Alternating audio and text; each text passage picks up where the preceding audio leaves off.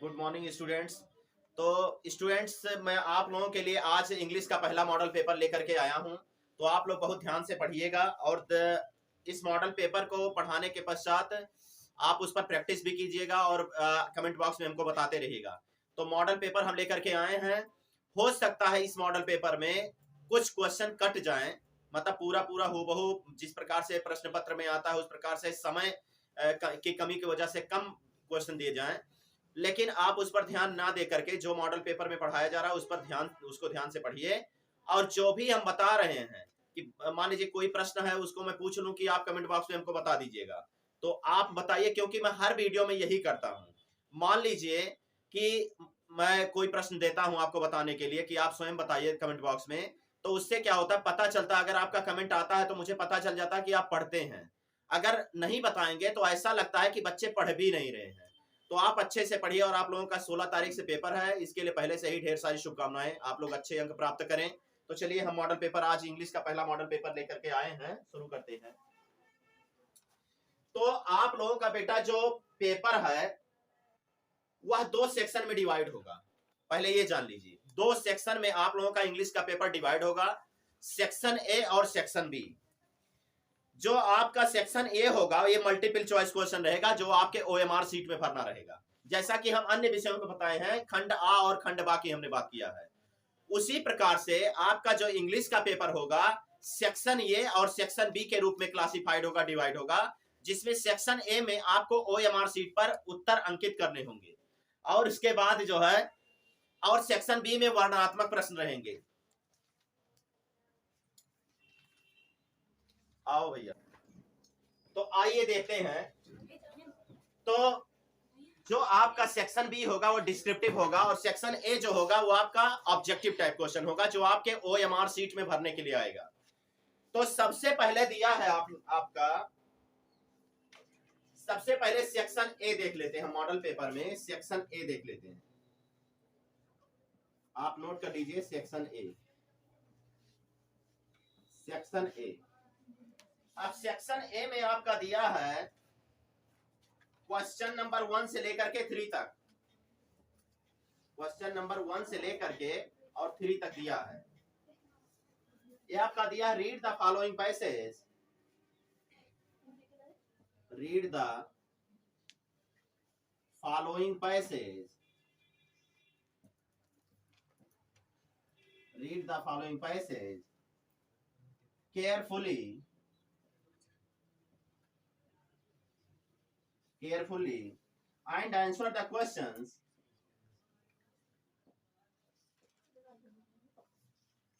and answer the questions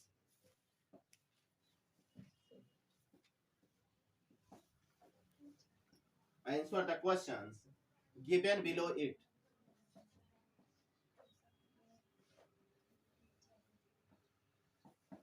given below it। इसमें दे देगा आपका कोई पैसेज दे देगा आपके पठित गद्यांश से, जो आपका प्रोज होगा यानी जो पठित होगा उससे आपका दे देगा, प्रोज से देगा एक पैसेज दे देगा, और उसमें से आपका क्या करना रहेगा, उससे संबंधित आपको प्रश्न लिखने रहेंगे, प्रश्नों के उत्तर लिखना होगा। तो आपका यहाँ पूरा पैसेज हम नहीं लिख रहे हैं, आपका केवल पैसेज का पहला पार्ट, पहला शब्द और डैश डैश डैश अंतिम शब्द लिख देंगे। आपको स्वयं पता लगाना है कि यह पैसेज किस पार्ट से लिया गया है। बशर्ते हम केवल ऑब्जेक्टिव टाइप क्वेश्चन करवाते रहेंगे। देख लीजिए पैसेज बहुत लंबा है, आप स्वयं देख लीजिए, ये पैसेज जो है बहुत लंबा है। अगर इतना बोर्ड पर लिखेंगे तो पूरा बोर्ड पर भी नहीं आएगा, समय ज्यादा लगेगा। तो आप पहला पैसेज देखिए, दिया है mean while, mean while dash dash dash dash dash करके डैश, और लास्ट में लिख लीजिए वेजिटेबल सूप,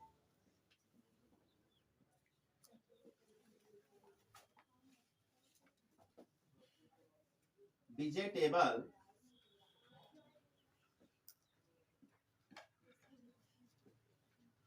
वेजिटेबल सूप। अब यहां आप क्या कीजिएगा कि जो आपका वो है, पुस्तक है, बुक है, उसमें आप प्रोज में पता कर लीजिए ये पैसेज कहां से लिया गया है। पहला क्वेश्चन इससे दिया है, क्वेश्चन दिया है कि who is the narrator in the above passage. Who is the narrator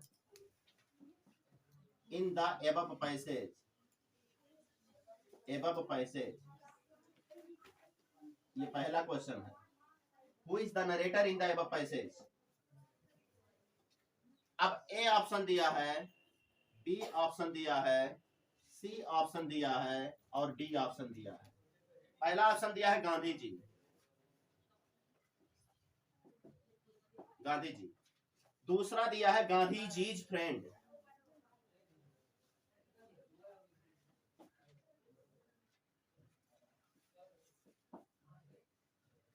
Gandhi ji's friend.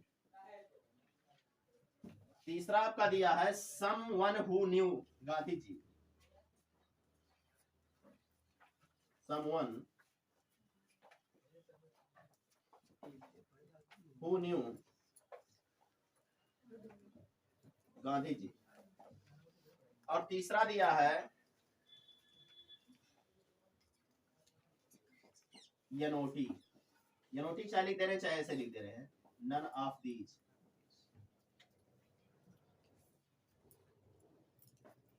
अब आप स्वयं अब ये पता तब लगा सकते हैं जब आपको पूरा पैसेज पता हो कि मीन वाइल से लेकर के और वेजिटेबल सूप वाला जो पैसेज है वो किस पार्ट से लिया गया है, ये आप हमको कमेंट बॉक्स में बताते रहिए।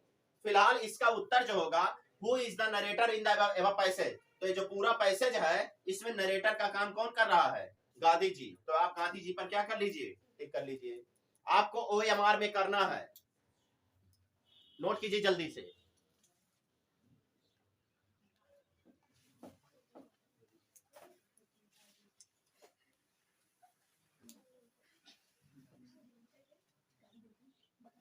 अगला क्वेश्चन देखते हैं हम,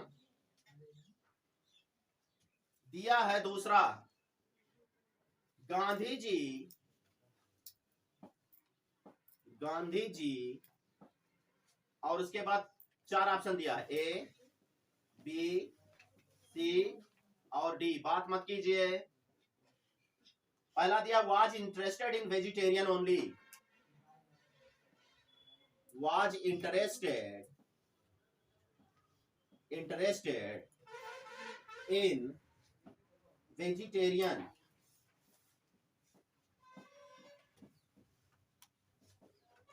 वेजिटेरियन ओनली, पहला ऑप्शन दिया है। दूसरा had objection, had objection to meat eating,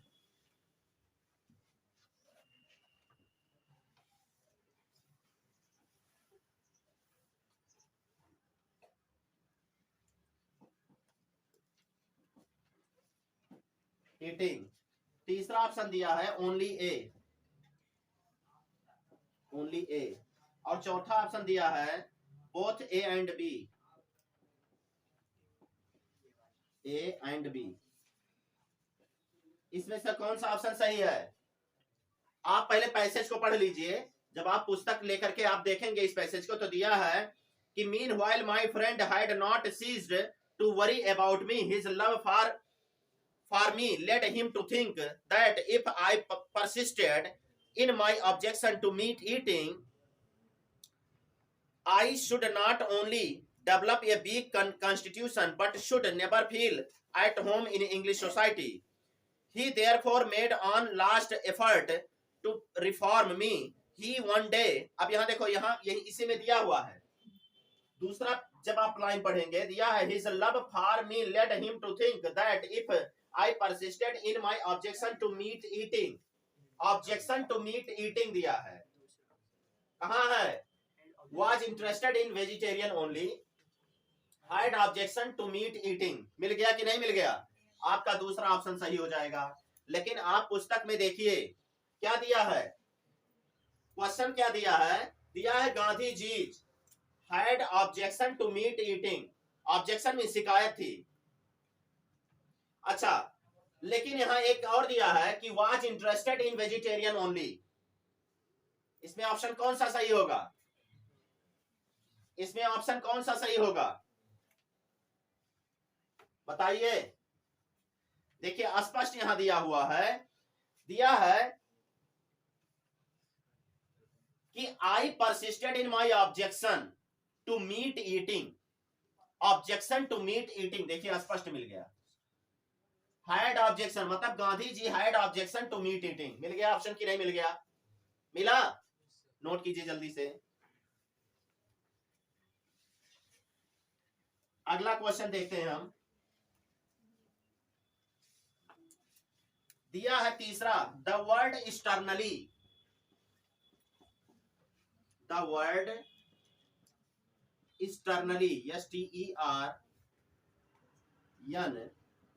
externally here means,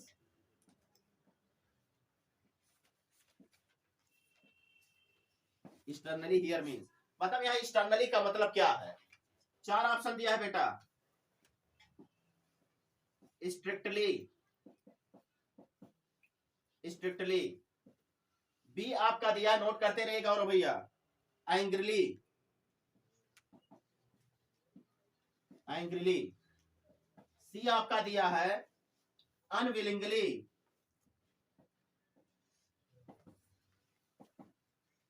आशीष कहां है, अनविलिंगली, फिर दिया है लविंगली, डी आपका दिया है लविंगली, लविंगली। अब देखिए स्ट्रिक्टली मीन्स क्या होता है, सॉरी एक्सटर्नली मीन्स क्या होता है, स्ट्रिक्टली मतलब दृढ़ता पूर्वक, तो इसका ऑप्शन क्या हो जाएगा, स्ट्रिक्टली होगा। क्या होगा, स्ट्रिक्टली, क्योंकि एक्सटर्नली मीन्स होता है स्ट्रिक्टली, एक्सटर्नली भी एडवर्ब है और स्ट्रिक्टली भी एडवर्ब है, क्या है, एडवर्ब है। आइए देखिए अगला क्वेश्चन हम देखते हैं, दिया है choose the correct option to answer the following, choose the, note करते रहिए, correct option, choose the correct option to answer the following, to answer the following, choose the correct option to answer the following. पहला question दिया है 4 से लेकर के 8 तक आपका ऑब्जेक्टिव है, तो पहला चौथा क्वेश्चन दिया है बेटा, दिया है आई, दिया है बेटा, अब इसके बाद खाली जगह दिया है, इसमें भरना रहेगा आपका। फिर दिया है हिम, हिम, और दिया है ये साइकिल, ये साइकिल, फिर दिया है on his birthday, on his birthday. अब पहला ऑप्शन दिया है ए, गिव, बी आपका दिया है गिवन, सी आपका दिया है गेव, और डी आपका दिया है गिविंग, गिविंग। एक पांचवा क्वेश्चन आ जाते हैं, इसी वक्त पांचवा लिख लीजिए। पांचवा आपका दिया है the children,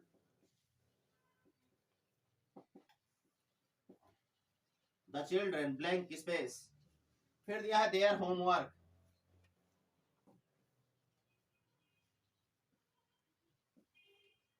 there homework, when I got home, when I got home,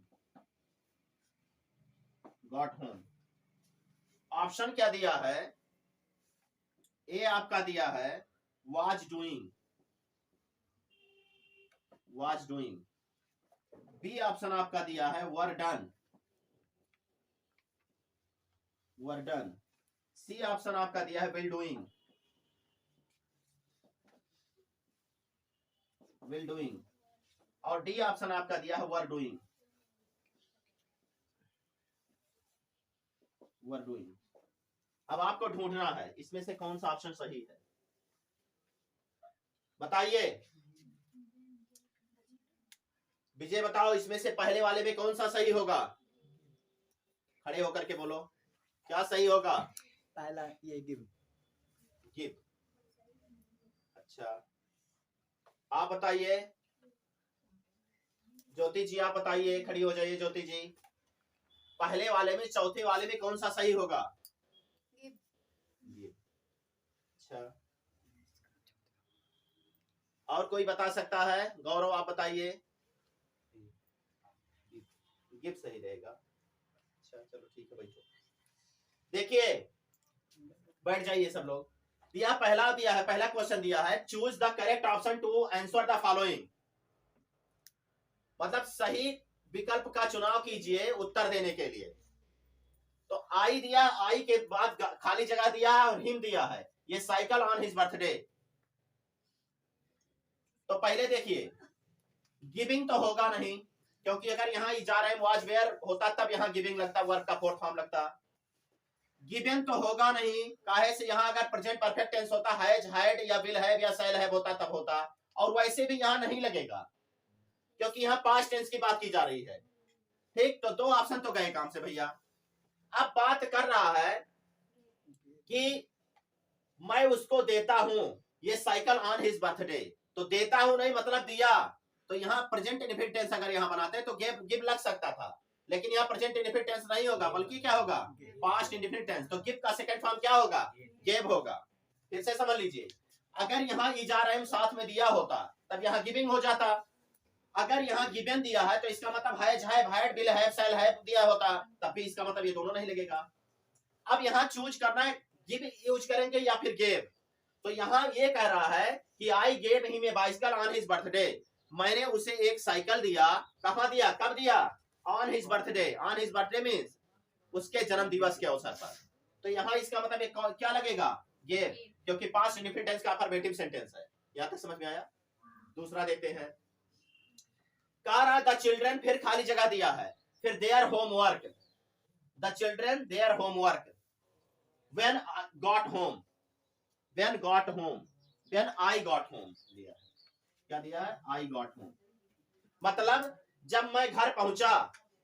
तो अब यहां देखिए द चिल्ड्रन दिया है, तो चिल्ड्रन बहुवचन है, एक वचन नहीं है, तो यहाँ वाज डूइंग तो होगा नहीं। फिर देखिए वर डन भी नहीं होगा, क्यों? क्योंकि डन थर्ड फॉर्म है, और थर्ड फॉर्म के साथ हैज, हैड, हैड लगता है, तो इसका मतलब ये भी नहीं होगा।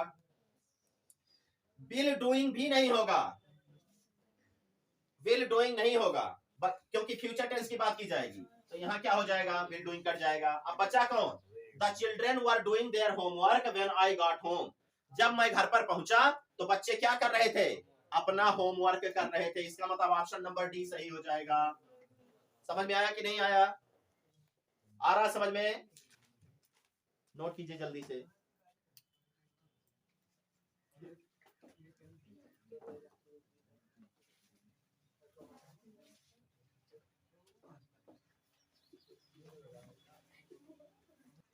आइए आगे देखते हैं।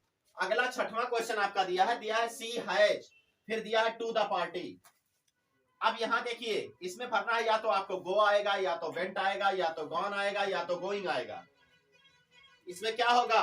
अगर यहाँ इज आर एम दिया रहता तो वर्ब का फोर्थ फॉर्म हो जाता गोइंग, तो इसका मतलब इज आर एम दिया नहीं, तो ये ऑप्शन क्या हो जाएगा? गलत। अगर यहाँ हैज ना दिया होता तो यहाँ या तो हम गोज लिखते या तो वेंट लिखते, क्योंकि वेंट ऑप्शन में दिया है, लेकिन यहाँ गोज तब लिखा जाता क्योंकि प्रेजेंट इंडेफिनिट टेंस में अगर हम बनाते तो वर्ब के फर्स्ट फॉर्म में से एस लगाया जाता, तो इसका मतलब ये ऑप्शन क्या है? गलत। अब यहाँ वेंट भी नहीं लगेगा क्योंकि यहाँ ऑलरेडी हैज लगा हुआ है, तो इसका मतलब ये ऑप्शन क्या हो जाएगा? सही। गलत। अब बचा कौन? गॉन। तो याद रखिएगा हैज, हैव, हैड या फिर विल हैव, विल हैव या फिर शैल हैव के साथ क्या लगता है? वर्ब का कौन सा फॉर्म? Third form. वर्ब का कौन सा फॉर्म? Third form. तो यहाँ देखिए प्रेजेंट परफेक्ट टेंस में भी यहाँ हैज आया है, तो इसका मतलब गॉन क्या हो जाएगा? सही हो जाएगा। अगला क्वेश्चन आ जाते हैं, दिया he is a worried man, identify the verb. अब इसमें वर्ब को आइडेंटिफाई करना है और पूछ रहा है कि इसमें इस पूरे वाक्य में वर्ब कहाँ दिया हुआ है। तो जरा ध्यान से देखिए, ध्यान से देखिए, बता सकता है कोई इसमें वर्ब कहाँ है? ही तो हो गया आपका सब्जेक्ट और वो भी प्रोनाउन है, थर्ड पर्सन प्रोनाउन है। इज आपका हो जाएगा हेल्पिंग वर्ब। क्या हो जाएगा? Helping verb. बात समझ में आ रहा है? ए तो आपका एक प्रकार का आर्टिकल हो जाएगा। अब कह रहा मैन हो जाएगा, कॉमन नाउन हो जाएगा। ठीक, वरीड क्या है जरा ध्यान से समझिए। अगर देखा जाए तो कह रहा he is a worried man, वह एक दुखी आदमी है, दुखी आदमी है। ध्यान से समझिए, अब यही कंफ्यूजन पैदा हो रहा है। कहीं कहीं ऑप्शन में वरीड को वर्ब बताया है किताबों में, लेकिन याद रखिए ये क्या हो जाएगा, एडजेक्टिव हो जाएगा। क्या हो जाएगा, एडजेक्टिव। बात को समझिए जरा ध्यान से, जब आप पढ़ेंगे तब आपको पता चलेगा। अगर लिखा रहता कि he is worried, he worried, वह दुखी हुआ या वह दुखी हो गया, तो अगर वरीड क्यों लिखा रहता या वरीज लिखा रहता तो वहां वर्ब का काम करता। लेकिन यहाँ जो वरीड शब्द है ये विशेषता बता रहा है किसकी, मैन की, तो ये क्या हो जाएगा, एडजेक्टिव। बच्चा कौन, इज। क्या बच्चा, इज। तो इज क्या हो जाएगा, हेल्पिंग वर्ब। क्या हो जाएगा, हेल्पिंग वर्ब। हालांकि ये भी वर्ब है अपने आप में, बात नहीं है, लेकिन यहाँ सेंटेंस के अकॉर्डिंग अगर देखा जाए तो इस सेंटेंस के अकॉर्डिंग ये जो वरीड है ये विशेषता बता रहा है किसकी, मैन की। तो जो संज्ञा सर्वनाम शब्दों की विशेषता बताता है उसे हम क्या कहते हैं, विशेषण कहते हैं। वर्ब ये भी है, लेकिन इस सेंटेंस के अकॉर्डिंग ये वर्ब नहीं है बल्कि क्या है, एडजेक्टिव है। क्योंकि यहाँ क्या कह रहा है कि he is a worried man, वह एक दुखी आदमी है, वह एक दुखी आदमी है। इसका मतलब यहाँ दुखी विशेषता बता रहा है किसकी, मैन की। तो ये क्या हो जाएगा, एडजेक्टिव ऑफ क्वालिटी हो जाएगा, गुणवाचक विशेषण। और यहाँ इज क्या हो जाएगा, हेल्पिंग वर्ब। क्या हो जाएगा, इज। तो यहाँ देखिए इज पर हम क्या कर देंगे, ऑप्शन कर देंगे। लेकिन याद रखिएगा अगर ये क्वेश्चन कहीं प्रतियोगिता में आता है तो फंस जाएगा, विवादों में जाएगा, क्योंकि इस पर कुछ बच्चे लगाएंगे। अगला क्वेश्चन देखते हैं, क्योंकि ये इज जो है ये सहायक क्रिया अपने आप में है, क्रिया है ना, बस सीधी सी बात। आगे देखते हैं, which of the following word is correctly spelled। अब पूछ रहा इन चारों ऑप्शन में कौन सा वर्ड सही है जिसका स्पेलिंग एकदम सही है। तो देखिए OPPORTUNITY, अपॉर्चुनिटी मींस होता है अवसर, ये सही हो जाएगा। लेकिन OPPUR नहीं होता, OPPOR होता है, तो ये क्या हो जाएगा, गलत हो जाएगा। OPPORTUNITY दिया, जबकि OPPOR होना चाहिए, तो ये क्या हो जाएगा, गलत हो जाएगा। फिर OPPORTUNITY होना चाहिए, लेकिन यहाँ दिया TONITY, तो इसका मतलब ये ऑप्शन क्या हो जाएगा, गलत। तो सही कौन सा है, ये वाला सही है, ऑप्शन नंबर ये सही हो जाएगा। नोट कीजिए जल्दी से। आइए देखते हैं 9वां और 10वां क्वेश्चन आपका दिया है। ये आपका फिर पैसेज दिया होगा, उस पैसेज से आपको उत्तर छांट करके लिखना है। प्रश्न दिया रहेगा, उत्तर आपको लिखना है। अब पैसेज आप अपनी किताब में से देख लीजिए, तुरंत दिया है। ये आपका पैसेज जो है, ये पाठ का नाम है द सरमन एट बीनेयर्स। इसका नाम क्या है, द सरमन एट बीनेयर्स होगा, द सरमन एट बीनेयर्स, इसी पाठ से लिया गया है, द सरमन एट बीनेयर्स। बीनेयर्स दिया है, बीनेयर्स, बनारस नहीं है। अब देखिए जब आप पैसेज पढ़ेंगे तो दिया है at 12 he was sent away for schooling in Hindu sacred scriptures and 4 years later he returned home to marry a princess। अब यहाँ देखिए क्वेश्चन क्या दिया है, दिया read the following exact and answer the question that follow. तो eight 12 और dash dash dash had witnessed, हमने पहला शब्द लिख दिया है और अंतिम शब्द हमने लिखा है। तो आप अपनी पुस्तक से देख लीजिए और उसका प्रश्न का उत्तर आप आसानी से ढूंढ लेंगे। इसलिए मैं बोलता हूं कि जब आप लोग इंग्लिश का पेपर, मॉडल पेपर पढ़िए तो आप पुस्तक लेकर के बैठा कीजिए, क्योंकि क्या ये पूरा पैसेज नहीं लिखेंगे हम, पहला शब्द और डैश डैश डैश अंतिम शब्द हम केवल सांकेतिक रूप में हम लिख देंगे। तो पहला क्वेश्चन दिया है Siddhartha lived as prince for, तो अब इसी में देखिए दिया है at 12 he was sent away for schooling. इसका मतलब इसमें कौन सा ऑप्शन सही होगा, 12 ईयर्स हो जाएगा, यानी 12 साल तक स्कूल में जाकर पढ़ी, राजकुमार बना रही गिरे। अब देखो आगे फिर दिया the sights those moved the prince were, the sights those moved the prince were. अब देखिए इसी में दिया है at the age of 25 the prince heretofore shield from sufferings of the world while hunting chanced upon a sick man। तो sick man इसी में दिया होगा, दिया है sick man हो गया, एक ऑप्शन तो आ गया। फिर दिया है sick man दिया है, उसके बाद दिया है an aged man, an aged, तो aged भी हो गया। फिर दिया है आपका then ये funeral procession, ये भी दिया है। इसका मतलब ये तीनों सही है तो ऑल ऑफ दी अबव सही माना जाएगा, ये ऑप्शन गलत माना जाएगा, बल्कि सही क्या होगा, all above, all the above होगा, क्योंकि उपरोक्त तो तीनों जो तीनों दिए हैं वो तीनों सही हैं। उन्होंने जब घूमने के लिए निकला तो उन्होंने फ्यूनरल प्रोसेशन देखा, ये सिक मैन देखा, और क्या देखा, एन एजेड मैन देखा, एक उम्र दराज व्यक्ति को भी देखा। बात समझ में आ रहा है? नोट कर लीजिए जल्दी से, आगे देखते हैं। ये क्वेश्चन नंबर 11 से लेकर के 13 तक आपका दिया है और दे रहा है based on your understanding the prose lesson choose the correct option to answer the following questions. आप अपने गद्यांश के पाठ को पढ़िए और उससे जुड़े प्रश्नों के उत्तर दीजिए। मतलब आपके गद्यांश से दिया है, प्रोज से दिया है, आपका प्रश्न दिया है और बहुविकल्पीय दिया हुआ है, आपके प्रोज में से आया हुआ है ये प्रश्न।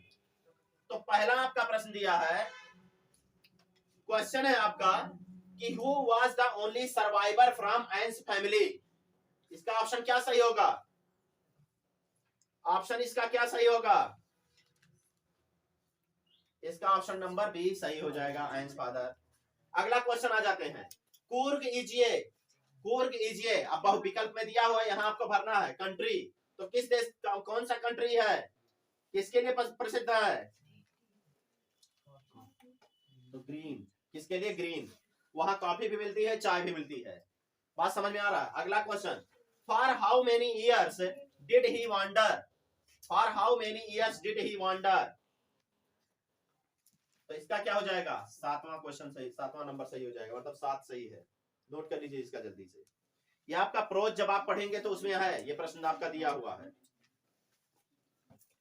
अब आ जाते हैं आपके पोएट्री से, पोएट्री से आ जाते हैं। आइए अगला क्वेश्चन देखते हैं, दिया read the following exact and answer the question that follow. मतलब आपको ये पद्य पढ़ना है, पोएट्री का एक अंश दिया हुआ, छोटा सा पार्ट दिया हुआ है, उससे संबंधित प्रश्न दिए हुए हैं, जो 14 और 15 इसी से संबंधित रहेंगे।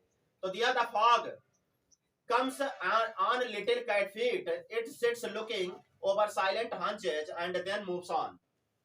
अब क्वेश्चन क्या दिया है, who is it in the above lines। मतलब इन लाइनों में इट का प्रयोग किसके लिए किया गया है, तो किसके लिए, फॉग के लिए। नोट कर लीजिए जल्दी से। अगला दिया था, fog is compared to what, यानी फॉग की तुलना किससे की गई है पूरे पद में, पद्यांश में। तो the fog comes on a little cat feet, इसका मतलब किससे किया गया है, बिल्ली से। किससे, बिल्ली से। अब फीट तो दिया नहीं है, कि दिया है, नहीं दिया है। अच्छा, लिटिल कैट फीट, तो फीट ऑप्शन में है नहीं, तो कैट इसमें लिखेंगे, क्या लिखेंगे, कैट। कैट से नोट कीजिए।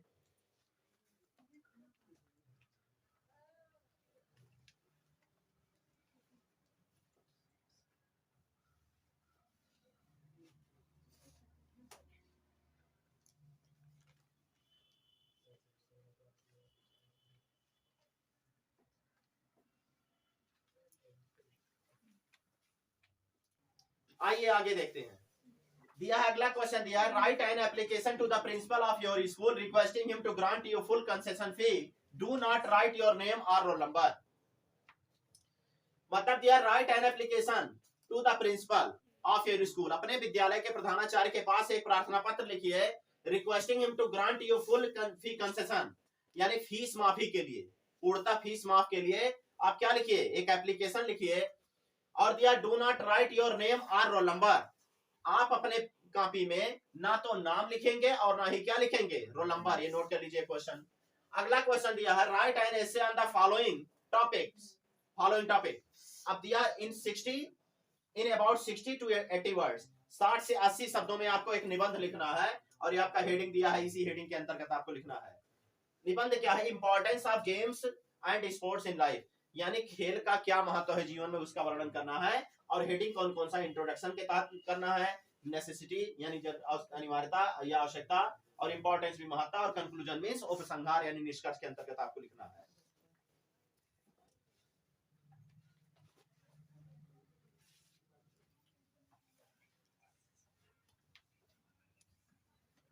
अगला क्वेश्चन आ जाते हैं, अब देखिए ग्रामर का क्वेश्चन आ गया। क्वेश्चन दिया हुआ है, rewrite the following sentences. Note करिए जल्दी से, rewrite the following sentences.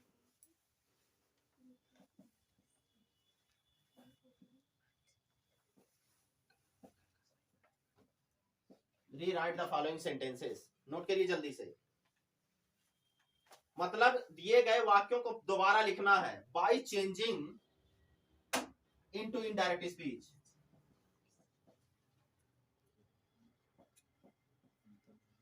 By changing into indirect speech.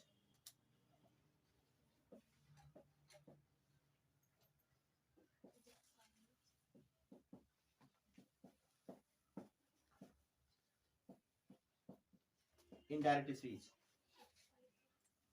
दिया है भैया, ये ए है भैया, ए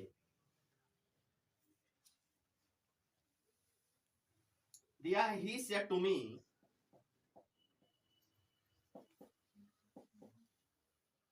कामा डबल इंटर कामा में, वॉश योर फेस।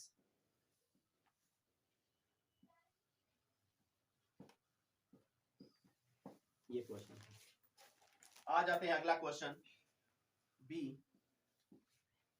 बी दिया है change the following into passive voice.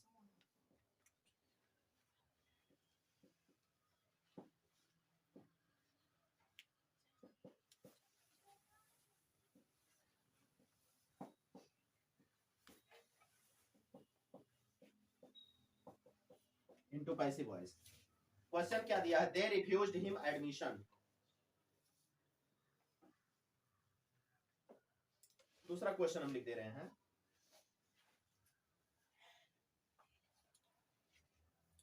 Question है I know him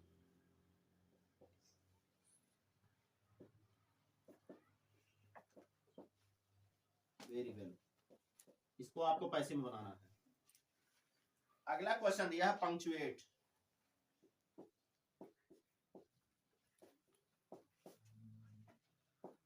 punctuate the following. Punctuate the following दिया भैया आई, आई से स्मॉल लेटर में लिखा है सेड टू माई। ऐसे फिर दिया है मदर, मदर। फिर दिया please give me,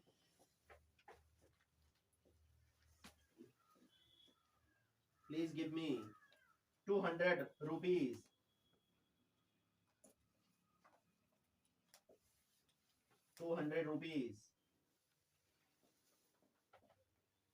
rupees as I wish, as I wish to purchase a dictionary.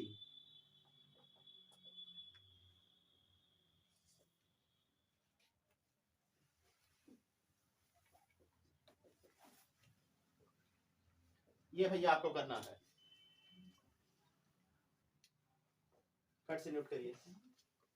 On करो, ऑन है तो आगे देखते हैं। दिया rewrite the following sentences by changing into indirect speech. ये हमको इनडायरेक्ट स्पीच में चेंज करना है। अब देखिए डायरेक्ट इनडायरेक्ट का हम नियम आप लोगों को ऑनलाइन भी पढ़ा चुके हैं। ये है पार्ट ऑफ रिपोर्टिंग वर्ब और ये है पार्ट ऑफ रिपोर्टेड स्पीच। कह रहा वॉश योर फेस, अपने चेहरे को साफ करो।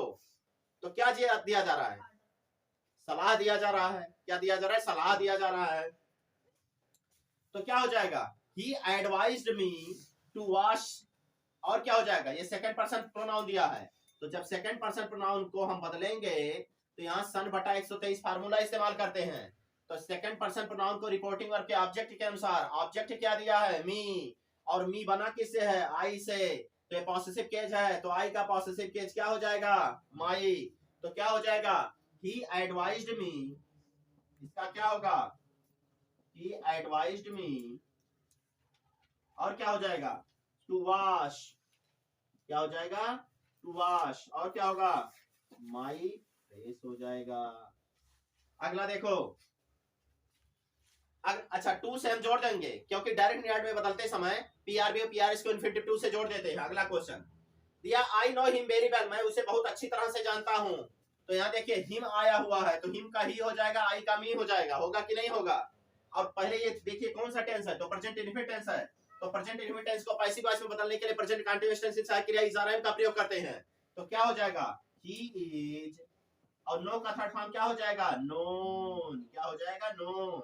अब देखिए रूल ये कहता है कि थर्ड फॉर्म के तुरंत बाद बाई का प्रयोग करते हैं, लेकिन ग्रो और नो ये दो ऐसी क्रियाएं होती हैं जिनके बाद बाई का प्रयोग नहीं होता, बल्कि किसका प्रयोग होता है, टू का प्रयोग। तो ही इज नोन टू, और आई का क्या हो जाएगा, मी, और एक्स्ट्रा वर्ड है तो वेरी वेल हो जाएगा। He is known to me, very well हो जाएगा। अगला क्वेश्चन देखते हैं। याद दिया punctuate the following to my, हाँ फॉलोइंग, इसको सही करना है। तो यहाँ देखिए आई क्या हो जाएगा, कैपिटल हो जाएगा, और सेट टू माई मदर, फिर यहाँ कामा हो जाएगा, फिर यहाँ डबल इन्वर्टेड कामा हो जाएगा, इसका पहला अक्षर क्या हो जाएगा, कैपिटल हो जाएगा। तो please give me 200 rupees as I क्या हो जाएगा, कैपिटल हो जाएगा, as I wish to purchase, ये डिक्शनरी और इन्वर्टेड कामा क्लोज हो जाएगा। बात समझ में आ रहा है ना, मतलब इसका पहला आई हमेशा कैपिटल लिखा जाता है अकेले, तो आई सेट टू माई मदर हो जाएगा, फिर ये रिपोर्टिंग वर्ब है, फिर यहाँ कामा लगेगा, फिर ये इन्वर्टेड कामा के अंदर हो जाएगा, और यहाँ तक इन्वर्टेड कामा रहेगा। तो प्लीज का पहला अक्षर रिपोर्टेड स्पीच के पहले शब्द का पहला अक्षर कैपिटल लिखा जाता है, तो पी कैपिटल हो जाएगा। तो please give me 200 rupees as, फिर आई कैपिटल हो जाएगा, आई विश टू परचेज, ये डिक्शनरी और इन्वर्टेड कामा क्लोज हो जाएगा। नोट कर लिए सब लोग।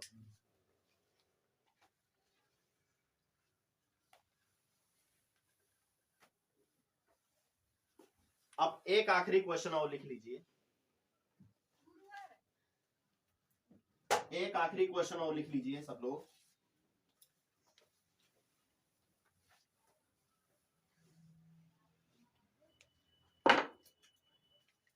दिया है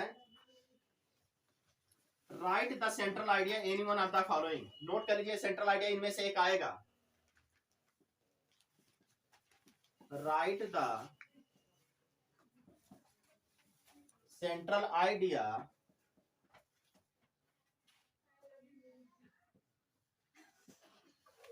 any one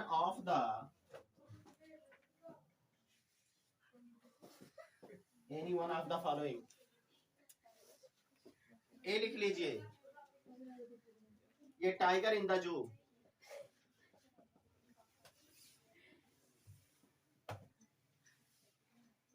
ये tiger in the zoo. B लिख लीजिए, डस्ट ऑफ स्नो,